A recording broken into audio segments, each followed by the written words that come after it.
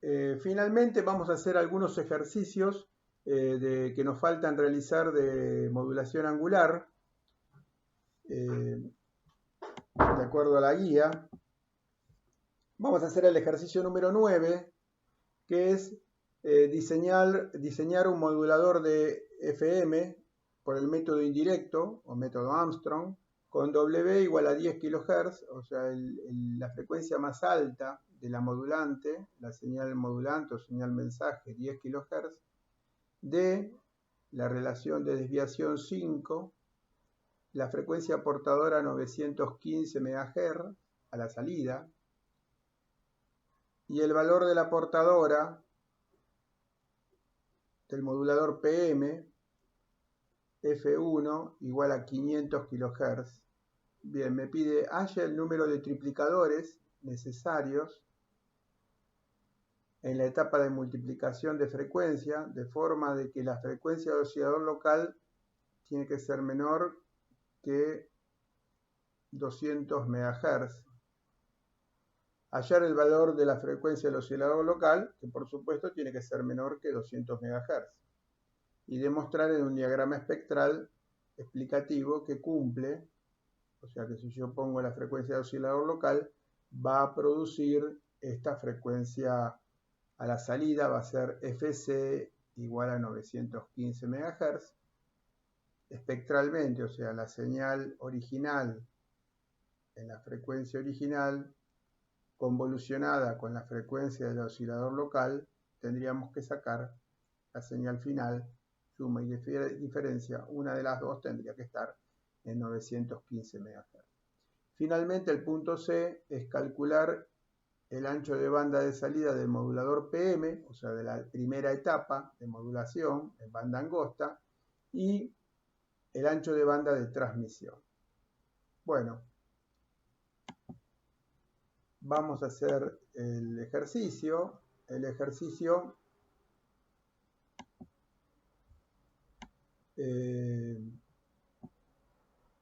tenemos que tener en cuenta el gráfico que vimos en los ejercicios anteriores, en el 7, en el ejercicio 7, y vamos a tener en cuenta las frecuencias de la portadora.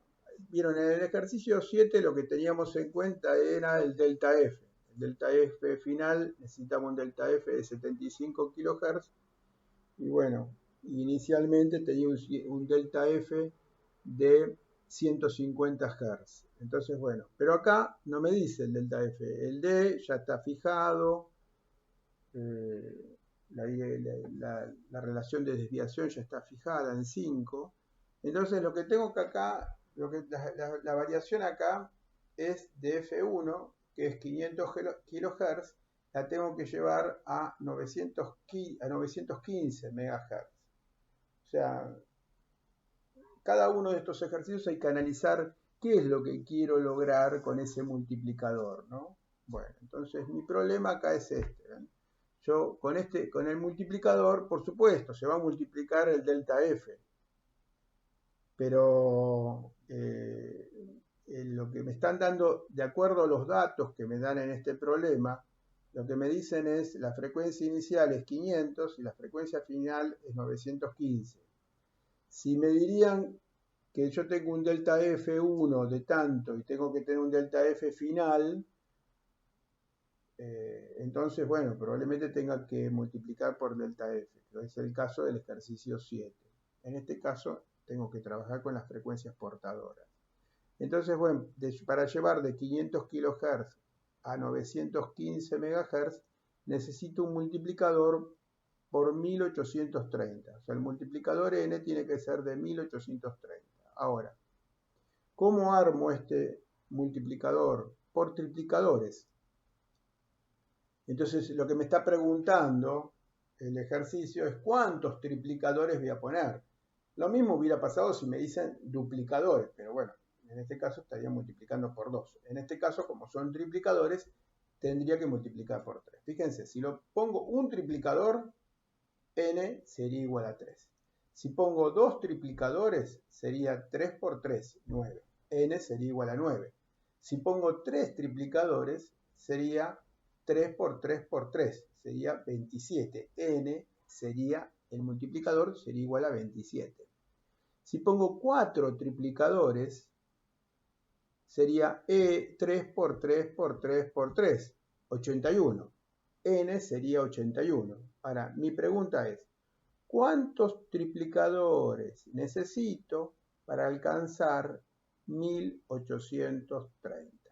Bueno, aplico logaritmo y despejo la cantidad de triplicadores y me da 6,83 triplicadores. Ahora, los triplicadores son elementos unitarios, con lo cual, unidad. Entonces, o tengo 6 triplicadores o tengo 7 triplicadores. Bien, entonces ahí está mi problema. Si yo pongo 6 triplicadores, el n va a ser de 729. Y si pongo 7 triplicadores, el n va a ser igual a 2187. Bueno, ¿cuál uso? ¿6 o 7? Bueno.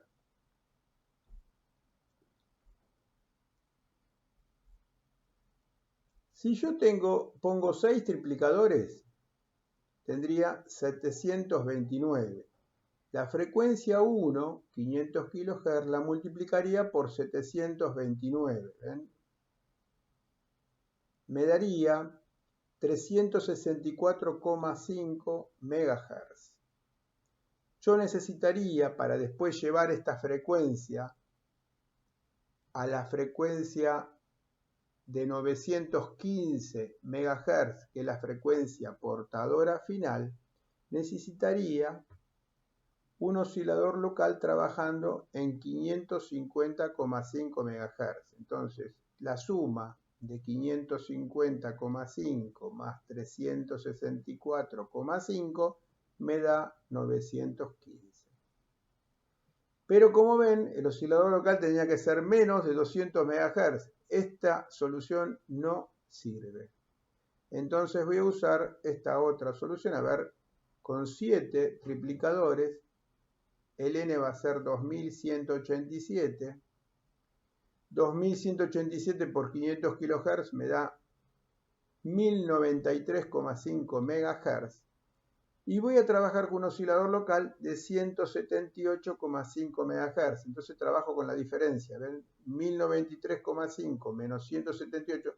Yo a la salida del multiplicador, del mezclador, voy a tener la suma y la diferencia. Yo lo que tengo que lograr es que la suma o la diferencia me dé 915 MHz. Entonces, ven acá, yo trabajo con la diferencia y me da 915 MHz. Fíjense que el oscilador local está oscilando una frecuencia que es menor que 200 MHz, que es lo que me está pidiendo el ejercicio. Entonces, acá elijo 7 triplicadores.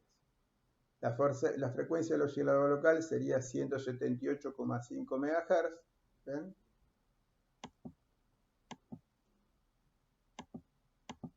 Tengo la suma o la diferencia.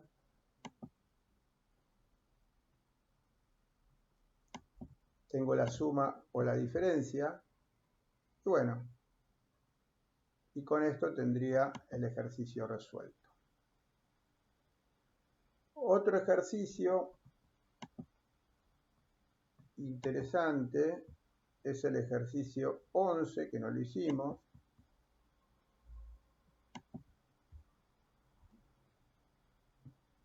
El ejercicio 11 me dice: una portadora de frecuencia 100 MHz debe ser modulada en FM por una onda senoidal de 10 kHz. Se diseña el sistema razonando que se puede disminuir el ancho de banda disminuyendo la amplitud de la señal modulante. Entonces, se arregla todo para que la amplitud de la señal modulante me produzca una desviación de frecuencia máxima de 10 Hz. Y se supone que necesito como ancho de banda 20 Hz. O sea que, ¿cómo se entiende esto? De la frecuencia portadora de 100 MHz va a correrse 10 Hz para arriba y 10 Hz para abajo. 100 MHz, 100 millones más 10 100 millones menos 10. Eso va a ser la variación de frecuencia. Y este tipo piensa, este ejercicio piensa, que el ancho de banda es 20 Hz. ¿Es correcto que es 20 Hz? No es correcto. ¿Por qué? Porque fíjense, si la señal es de banda angosta, ¿cuánto vale el ancho de banda? Es como una doble banda lateral. Entonces es 2W o 2FM. Si tengo una onda senoidal modulante de 10 kHz, entonces el ancho de banda, ¿cuánto va a ser? 2 veces esa frecuencia, 2FM. Entonces va a ser 20 kHz, con lo cual no es correcto 20 Hz. ¿Bien?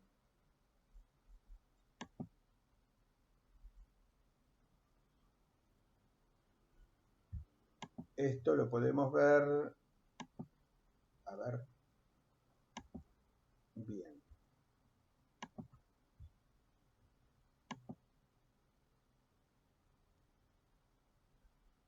Bien, fíjense, calculo el beta. El delta F es 10 Hz dividido 10 kHz, o sea, calculo el beta que es delta F máximo dividido FM. 10 Hz dividido 10 kHz me da 0,001. Es un narrowband FM. Entonces, el ancho de banda es 2 FM, 20 kHz. En la segunda parte del ejercicio me dice, bueno, ¿y si el delta F valdría 1 MHz? ¿Puede ser que el ancho de banda sea 2 MHz? Y lo primero que tengo que hacer siempre es analizar el beta, porque en este caso es verdadero lo que está diciendo, pero en el caso anterior es falso. Pero era falso ¿por qué? Porque yo tengo que analizar el beta. Si el beta es muy chiquitito, sé que es banda angosta, y si es banda angosta, el mínimo ancho de banda va a ser 2 FM. No depende del delta F. Ahora, en este caso, sí, porque el delta F es tan grande que fíjense, ¿cuánto vale beta? 100. Y el beta 100, sabemos que el ancho de banda es igual a 2 FM por beta. Entonces, si ponemos ahora beta por su igual, ¿ven? Beta por su igual, ¿qué es? Delta F máximo sobre FM. Y bueno, ¿ven? Acá es, el ancho de banda es 2 delta F. ¿Pero por qué es un banda ancha? Ustedes me dicen, pero si acá es 2 delta F, ¿por qué acá no es 2 delta F? ¿Y por qué es un banda angosta? Porque lo hemos demostrado en la teoría esto. ¿Está bien? Bueno, ahora dice, bueno, si es FM, la frecuencia modulante es 10 Hz y el delta F es 10 Hz, ¿cuánto sería el ancho de banda? Bueno, si la frecuencia delta F sería 10 Hz, entonces el ancho de banda sería 60 Hz. ¿Eh? Y si es 10 MHz, el delta F, entonces sería 2 MHz. Sería igual porque depende del delta F. Porque dependen del valor del beta. Si el beta es muy grande, domina el beta. Si el beta es muy chiquito, y bueno, estamos acá en beta más 1 o beta más 2. Y si es muy chiquito, menor que 1, y bueno, entonces sería banda angosta. Ya sé que es 2 FM, ya no le doy bolilla a esta. Porque sé que tengo dos bandas laterales significativas. O sea, una banda lateral significativa. O sea, F1 y J1 y J-1. Bien, J1 y J-1. Eso es lo máximo que puedo tener cuando tengo banda angosta. Y es el mínimo ancho de banda que voy a tener en FM. Ustedes me dicen, ¿y cuando el beta vale 0? Y cuando el beta vale 0 no tenés FM, porque la señal no está modulada, entonces lo único que tenés es la portadora. ¿Está bien? Bueno. El otro ejercicio que nos quedaba por ver,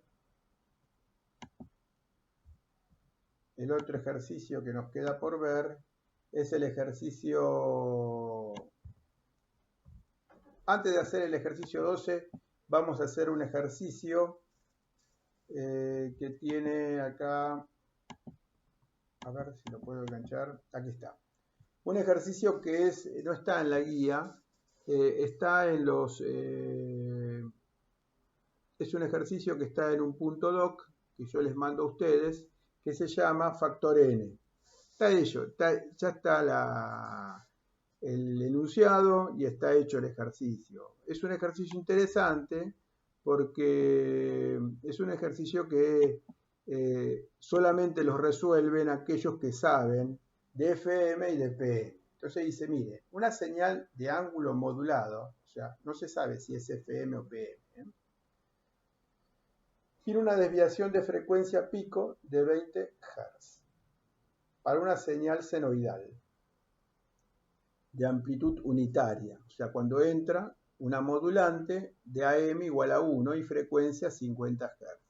Determina el factor de multiplicación n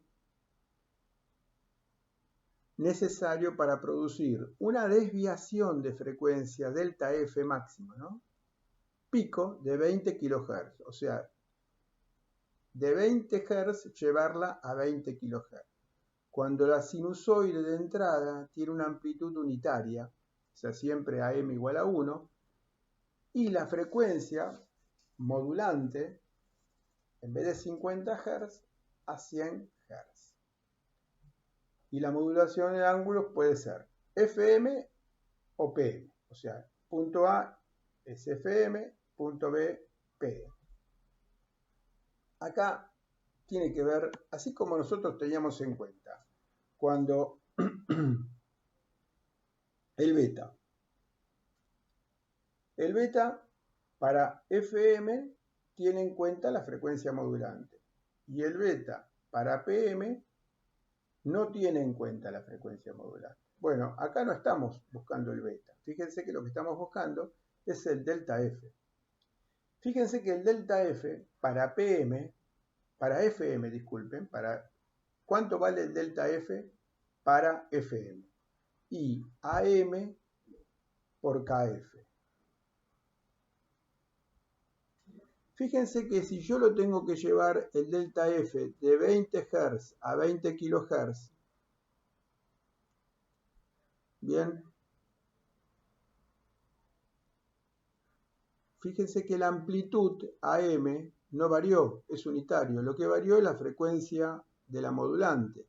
Pero la frecuencia de la modulante no interviene en el delta F de FM, porque el delta F de FM es igual a KF por AM. Como AM se mantuvo constante, KF es una constante. Entonces, para llevarlo de 20 Hz a 20.000 Hz, lo tengo que multiplicar por 1000. Se acabó el problema. Bien, ahora, ¿qué pasa cuando... Esto es cuando es FM. ¿Y PM? Ah, bueno. PM, el delta F en PM, ven, acá está. En FM, FI, la frecuencia instantánea es FC más KF por AM coseno de 2pi FM por T. Bien, entonces el delta F es KF por AM. ¿Qué pasa en PM? En PM, acá está la trampita, guarda con esto, ¿ven? Miren. En realidad no es una trampa, hay que saber, nada más. O sea, estamos viéndolo acá porque, bueno, para facilitarle el proceso de enseñanza a ustedes, pero ustedes si estudian y lo analizan en forma muy detallada, o sea, si realmente estudian para aprender esto, se van a dar cuenta solos, pero fíjense, para PM no partíamos de la frecuencia instantánea, sino que partíamos de la fase instantánea, ¿no es cierto? Entonces, el delta F, para sacar el delta F en PM, necesito sacar la frecuencia instantánea en PM. ¿Y cuánto es la frecuencia instantánea en PM? Y tengo que sacar la derivada de este ángulo. ¿Ven? Acá la tengo, ¿ven? La derivada de este ángulo. Y si hago la derivada de este ángulo, ¿ven? Me da 1 sobre 2pi la derivada del ángulo. FC menos KP AM por FM por el seno de 2pi FM por T. Y acá, ven, interviene, ven que el delta F ¿cuánto vale? Y bueno, es esto, ven, porque el seno va a variar entre más 1 y menos 1. Por lo tanto, FC va a ser máximo menos KP AM por FM cuando el seno valga 1 y más KP por AM por FM cuando el seno valga menos 1. O sea que las variaciones de frecuencia van a estar entre más menos KP AM por FM. Entonces, ahora sí sé que interviene esto, ¿ven? Entonces, yo iniciaba, aquí vemos que depende de FM, reemplazando los valores del problema, 20 Hz, ven KP por KF, KP por AM que vale 1, por FM 50 Hz, sé que esto vale 20 Hz. Saco KP, que es 20 sobre 50. Y después digo que delta F2 yo quiero que valga 20 kHz. Y quiero sacar el factor n de multiplicación. ¿Y cuánto va a valer delta F2? Y bueno, n por KP por AM 2 por FM 2. KP lo saqué, 20 sobre 50. AM sigue siendo 1 voltio, o sea que pongo 1 voltio. Pero FM2 ahora no vale 50, vale 100. Entonces le tengo que poner 100 acá. Entonces despejo y me va a dar que el n de multiplicación es 500. ¿Ven? Guarda con esto, que no es pavadita, es un ejercicio interesante. Si yo trabajo con delta F y tengo que ver y tengo un multiplicador, no es lo mismo que sea FM que sea PM. ¿Bien? Bueno, terminamos con el ejercicio. Nos queda el último ejercicio, el ejercicio 12. El ejercicio 12 es un ejercicio que lo doy, en realidad es un ejercicio, es una forma de generador de FM por el método directo y se usa fundamentalmente cuando se quiere un delta F grande, o sea, se trabaja con un oscilador controlado por voltaje, pero delta F grande.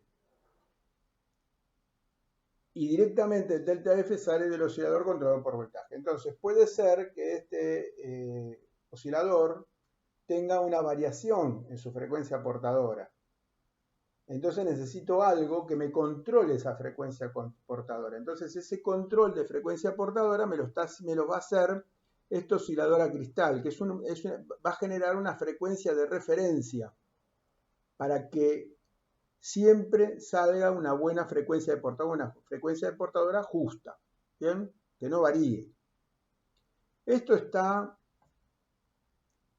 en el libro de Coach, ¿bien? En el libro de Coach lo tienen, a ver,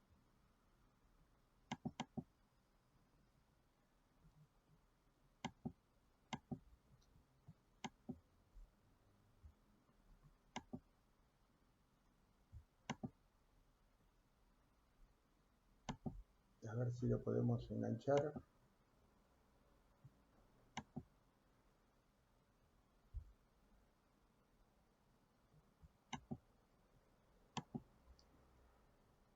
Bueno.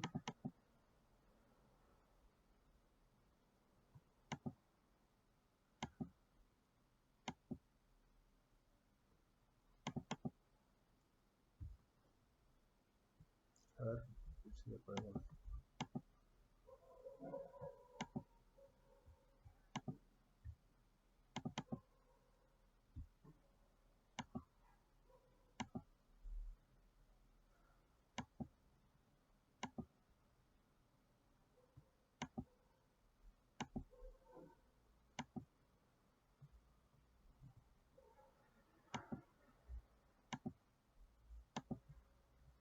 Bueno.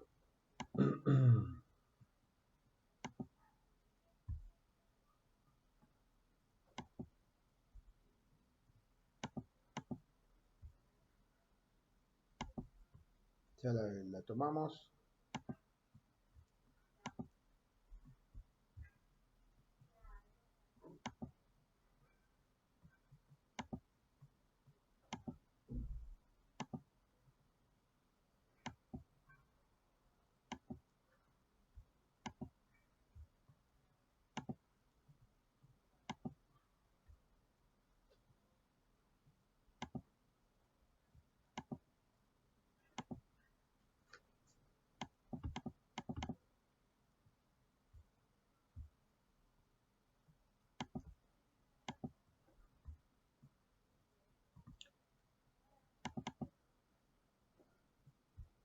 Bueno, ahora vamos a...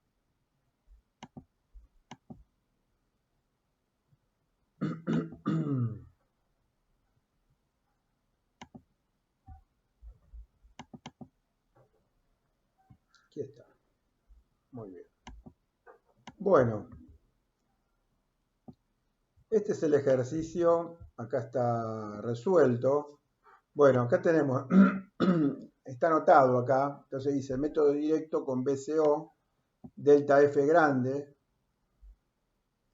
El oscilador a cristal controla la estabilidad de la portadora que sale del BCO. Esto está sacado del sistema de comunicaciones digitales y analógicas, séptima edición, León Coach II, página 329, figura 3.13. Bueno, es interesante, es como un método más de modulación, o sea, es un método directo, pero bueno, hay ciertas características que son interesantes para analizar en este punto, ¿no? Por eso es que se lo estoy dando. Nosotros tenemos acá la salida del BCO. O sea, en realidad lo concreto de esto, inclusive está explicado en este libro. El oscilador a cristal lo que hace es un controlador de la frecuencia portadora del BCO, para que la frecuencia del portador del BCO sea constante, no varíe, sea estable. Entonces lo que se hace es justamente se controla a través de este oscilador. Bueno, es un circuito de lazo de fase cerrada, ¿no? Pero bueno, la salida del BCO la tenemos acá, es coseno de 2pi FC más delta F. Delta F porque estoy asumiendo que el BCO está corriéndose un poco de la frecuencia portadora, ¿no? Y después tengo la integral de la entrada.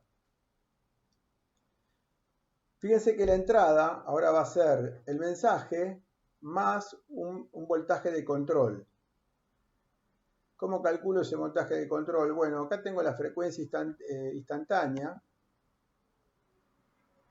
Fc más delta F más Kf por m de t más Kf por el voltaje de control. La idea es que este voltaje de control anule esta delta F, el error, bien, que se produce acá. El oscilador al cristal es un oscilador teóricamente estable, que no va a variar su frecuencia de oscilación, ¿bien?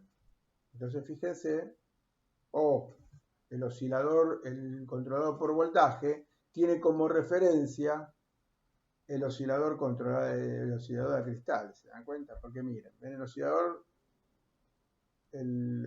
local va a sacar una frecuencia seno de 2pi Fc sobre referencia acá falta Fc sobre n. Fc sobre n de referencia. El divisor Bueno, lo que va a hacer es la frecuencia que tengo acá la va a dividir por n, o sea, todo el argumento, o sea, la frecuencia y la modulación, ¿no? La modulación de FM la dividí por n. El n es tal que esto se transforma en banda angosta. Eso lo establece en el libro, ¿no? Lo que dice en el libro. Entonces eso se transforma en banda angosta, o sea, queda un D de, por ejemplo, 0,2. Entonces, cuando yo multiplico, acá faltaría el 2pi fc sobre n, 2pi fc sobre n, el oscilador local a cristal está trabajando en 2pi fc sobre n, error acá en lo que yo escribí. Entonces tengo F1, la salida del oscilador controlado por voltaje, por la salida del oscilador local, la salida del divisor por n. O sea, el oscilador controlado por voltaje pasando el divisor por n, ¿no? Por el seno de 2pi fc por t todo sobre n, me va a dar el seno suma y el seno diferencia. Bien. El seno suma es eliminado por el filtro pasabajos y lo único que dejo pasar es el seno diferencia. Con este seno diferencia, si esta diferencia es muy chiquitita, entonces el argumento, bueno, la idea es que el ancho de banda del filtro pasabajos me deje pasar una continua, o sea, esta señal. Elimine la de banda angosta. La de banda angosta, ¿qué va a estar? Y va a estar separada 2W.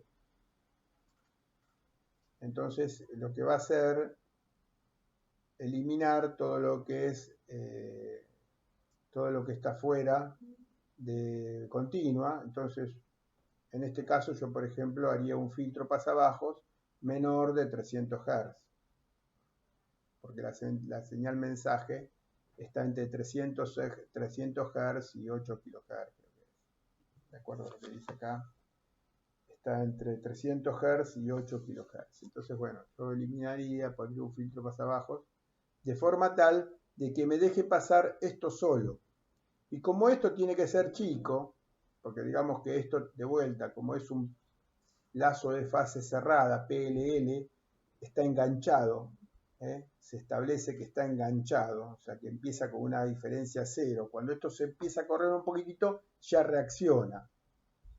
Entonces ese delta F, esta reacción se produce con un delta F pequeñito. Entonces este delta F se puede poner como si fuera el seno del argumento tendiendo a cero.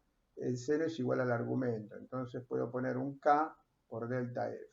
Bien, entonces el voltaje de control va a depender, el voltaje de control que recibe el oscilador controlado por voltaje va a depender de esa variación de frecuencia. Bien, entonces, de vuelta, voy a controlar esto de forma tal de anular esa variación de frecuencia. Bien, bueno, el resto del ejercicio lo tienen que hacer ustedes, tienen que agarrar el D.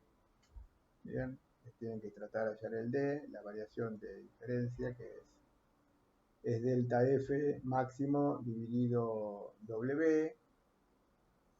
Y bueno, el resto de las cosas del ejercicio, el índice de modulación o el D, con un delta F máximo 50 kHz, ustedes tienen acá W, ¿qué es W? La frecuencia máxima del mensaje. Bueno, con esto hemos terminado el tema de FM, hemos hecho un montón de ejercicios, esperemos que esto sea lo más completo posible. Si ustedes tienen alguna duda con algún ejercicio que aparece por algún lado y no lo saben resolver, está abierto el mail para consultarlo y lo vemos juntos. La idea es que los ejercicios los resuelvan ustedes, lo traten de ver ustedes, aprender. Estos son ejercicios guías, son guías nada más, para que ustedes aprendan a resolver ejercicios. Pero la idea es que ustedes hagan sus ejercicios solos. Y bueno, traten de aplicar lo que vimos acá y en caso de tener dudas, se comunican y lo